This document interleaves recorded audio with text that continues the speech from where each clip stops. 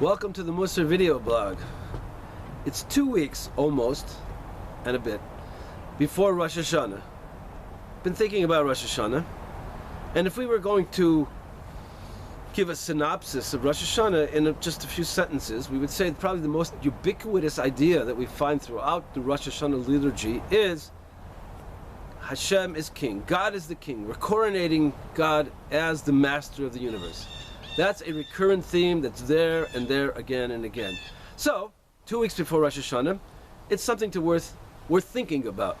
What is this idea of making God king?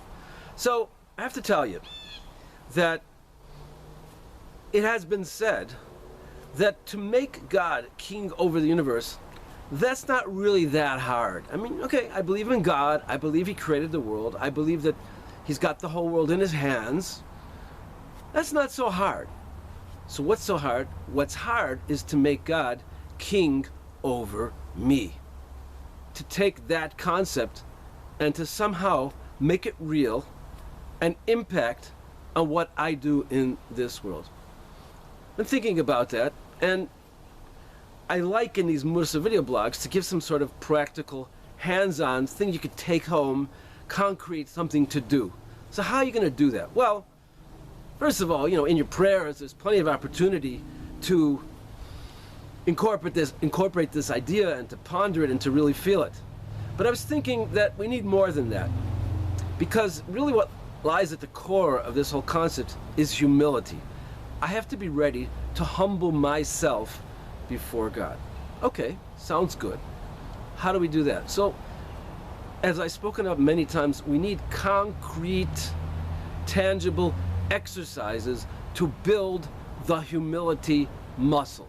Whatever this spiritual muscle is, the humility muscle, we have to do concrete things to strengthen it, fortify it, make it something more real.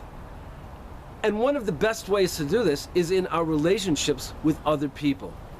If I can start exercising humility towards other people, I'm strengthening that muscle, and it will help in the idea of making Hashem king over me. So what can we do? What's a practical thing that we can do to build humility? So you can come up with your own ideas. I just want to offer maybe one or two practical things, very doable. One I would say is this: we can practice listening, because oftentimes we get so fixated on what I want to say, or I don't really care what you have to say. I'm just kind of paying lip service, or I guess ear service, and kind of listening, but not really listening, because I don't really care what you think. It's more important what I think. So we could start training ourselves to actually listen to the other person, to acknowledge what they're saying, hear what they're saying, and if I feel like saying something, don't say it right away. Go with what they're talking about and try to understand it, and then you'll have your turn. But that's a great exercise for getting outside of me and recognizing there's a whole big world out there aside from me, and it's not all about what I want. And if we take that another step further, I guess maybe this is a more advanced exercise. When someone says something to us a little bit critical, even if it's constructive advice or something, why'd you do that? There's like this knee-jerk reaction that's almost built into all of us to justify. Oh, I didn't mean that, or that, you didn't misunderstand it, I did, no, whatever it is. We're quick, very quick to react with a self-righteous justification of what I did. So an exercise would be that when someone says words of criticism, to actually don't say anything, just listen.